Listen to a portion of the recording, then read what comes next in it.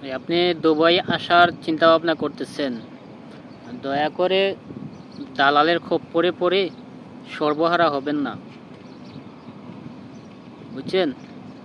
কারণ এই মুহূর্তে দুবাই আসা কিংবা দুবাই আসার জন্য আপনি কারো কাছে কোনো ট্রাভেলসে কোনো এজেন্সিতে টাকা জমা দেওয়া আপনার জন্য অনেক রিস্ক হবে।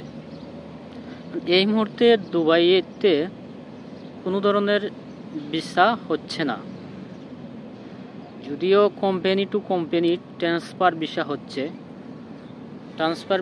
হচ্ছে তাও রিস্ক, অনেক রিস্ক। ট্রান্সফার ভিসা হচ্ছে আপনার যদি কোনো কোম্পানি চায় যে তার এই লোকটা লাগবে, তাহলে সে ভিসা দিয়ে করতে পারে, ট্রান্সফার করতে পারবে। তো সেক্ষেত্রে অবশ্যই কোম্পানির মানে চেষ্টা করতে হবে। যদি কোম্পানি চেষ্টা করে যে এই লোকটা তার লাগবে, সে যে কোনোভাবে ট্রান্সফার করে ভিসা নিয়ে আসতে পারবে, এতে কোনো সমস্যা নাই। সমস্যা হচ্ছে অন্য যত ধরনের ভিসা আছে সব ভিসাতে হচ্ছে এই মুহূর্তে হচ্ছে না, বেশিরভাগই হচ্ছে আপনার রিজেক্ট হয়ে যাচ্ছে, কোনো ধরনের ভিসা হচ্ছে না। ট্রান্সফার ভিসা তাও যদি আপনি রিস্ক নিতে পারবেন না, মনে করেন যদি রিস্ক নেন আপনি হয়তো নাও হতে পারে ট্রান্সফার ভিসা, তাই রিস্ক নেবেন না। যদি মনে করেন যে আপনি যেখানে আছেন এখানে কিছুটা হলেও ভালো আছেন, সেখানেই টাকা ভালো।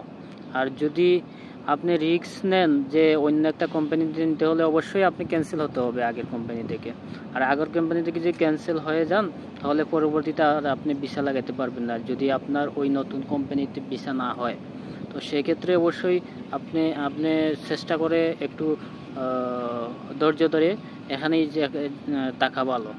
আর দেশের থেকে যারা আসার চিন্তাধারা করতেছেন, দালালের কাছে আপনারা টাকা পয়সা জমা দিচ্ছেন, আপনারা 100 বার চিন্তা ভাবনা করে টাকা জমা দিবেন। টাকা কিন্তু দালালের হাতে চলে গেলে আর আপনার এই পুরা টাকা পাবেন না, হয়তো ঝগড়াঝাটি করে অল্প অর্ধেক পাবেন, অথবা 50,000 দালাল খেয়ে নেবে, কিন্তু এই 50,000 টাকা কিন্তু আপনার জন্য অনেক টাকা। তো চিন্তা ভাবনা করবেন, খুব বেশি চিন্তা ভাবনা করে টাকা পয়সা জমা দিবেন। এই মুহূর্তে কিন্তু দুবাইতে কোনো ভিসা হচ্ছে না। যে ভিজিট ভিসার ক্ষেত্রেও হচ্ছে না, খুবই কঠিন নিয়ম বেঁধে দিচ্ছে দুবাই।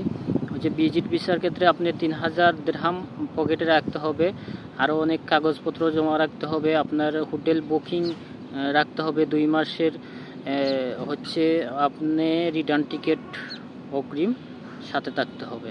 তো সব মিলিয়ে খুব কমই হচ্ছে ভিজিট ভিসা হচ্ছে না বললেই চলে।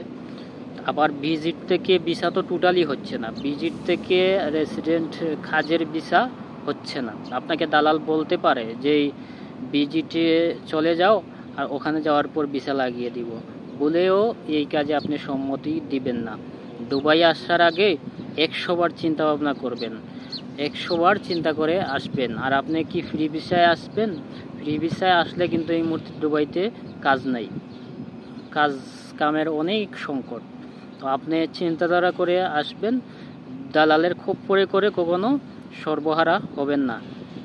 ঠিক আছে? কথাগুলো যদি ভালো লাগে ভাই, অবশ্যই একটা কমেন্ট করে